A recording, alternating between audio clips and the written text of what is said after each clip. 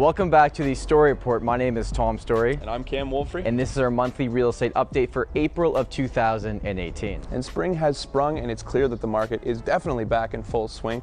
When we start to delve into the numbers a little bit, you'll start seeing the headlines that are obviously comparing to the most active point last year.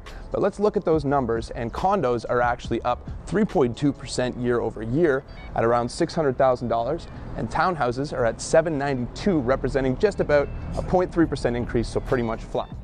So I think it's really clear that when we look at it, the condos and townhomes have remained the asset classes most in demand just because they're the most affordable. But when we look at the freehold market, yes, overall sales are down and prices are down year over year. But if you look just going back to the beginning of 2018 to January, detached homes are actually up 5%, semi-detached homes are up 7%, your average detached housing price was $1.35 million, and your average semi was just over $1 million.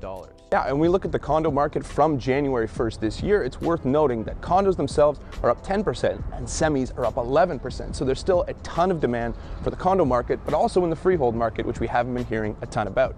So of all the sales that happened in April 2018, your average price was $804,000. Now again, year over year, that's down 12%.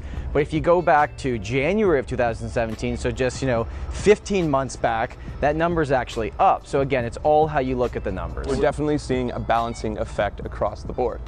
Now, one of our newest segments, we want to talk about areas of the city that we think you should keep a very close eye on.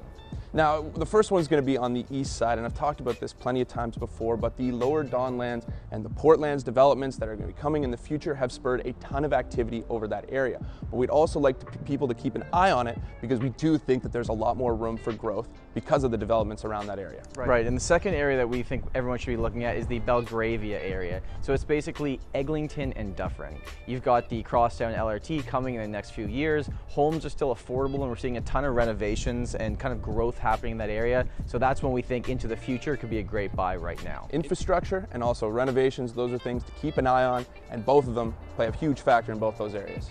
If you're looking for something to do in Toronto this month of May, Doors Open Toronto is happening on May 28th. And if you haven't taken a look already, the Infinity Mirrors exhibit runs until the 27th, so go and check it out. Thank you so much for watching this episode of the Storey Report. And we'll talk to you later.